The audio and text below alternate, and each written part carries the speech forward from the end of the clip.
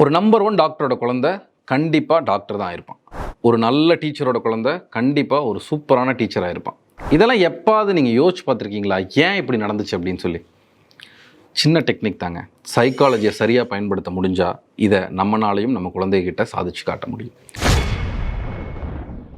எல்லா பேரண்ட்ஸுக்குமே ஒரு ஆசை இருக்கும், என் குழந்தையை இதுவாக்கிட முடியுமா, அதுவாக்கிட முடியுமா, அந்த ப்ரொஃபஷனை செலக்ட் பண்ண வைக்க முடியுமான்னு. ஆனால் மாடர்ன் பேரண்ட்ஸ் ஆனால் நம்மளை இன்னைக்கு கேட்டிங்கன்னா, கண்டிப்பாக என் குழந்தை என்ன வேணாலும் ஆகட்டும், அவனுக்கு என்ன பிடிக்குமோ அதுவே ஆகட்டும், நான் ஃபோர்ஸ் பண்ண மாட்டேன்னு சொல்லி ரொம்ப கெத்தாக சொல்லுவோம்.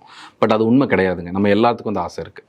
ஸோ இதுக்கு நம்ம என்ன பண்ணணும்னா, சைக்காலஜிக்கலாக அவங்க வளர்கிற அந்த சூழ்நிலையை இந்த ப்ரொஃபஷனுக்கு ஏற்ற மாதிரி அமைச்சு கொடுத்தாவே போதுங்க. அவங்க தானாக அந்த ப்ரொஃபஷன் மேலே ஒரு ஆசையை டெவலப் பண்ணிக்குவாங்க.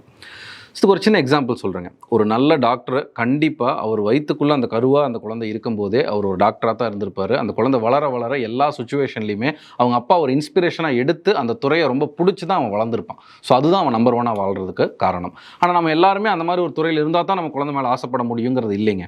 நாம் அந்த சுச்சுவேஷனை க்ரியேட் பண்ணி கொடுத்தோம்னாவே போதும். அவங்க சுற்றி இருக்கிற ரூமில் அவங்க பார்க்குற விஷயங்களில் அந்த ப்ரொஃபஷனில் பெருமைப்படக்கூடிய விஷயங்களை நீங்கள் அவங்களுக்கு அமைச்சு கொடுங்க. இப்படிப்பட்ட ஒரு அமைப்பை நீங்கள் க்ரியேட் பண்ணிங்கன்னா உங்கள் குழந்தை கண்டிப்பாக ஒரு நல்ல ப்ரொஃபஷனல் குழந்தையாக வரும். ஸோ ஆஸ் பேரண்ட்ஸ் நான் உங்ககிட்ட எல்லாத்துக்கிட்டையும் சொல்கிறது, give the more importance to the ambience which your child is growing, especially இந்த 3 to 6 வயசுக்குள்ளே. இதை நீங்கள் பண்ணிட்டீங்கன்னா உங்கள் குழந்தை கண்டிப்பாக சக்ஸஸ்ஃபுல்லாக மாறும். தேங்க்யூ.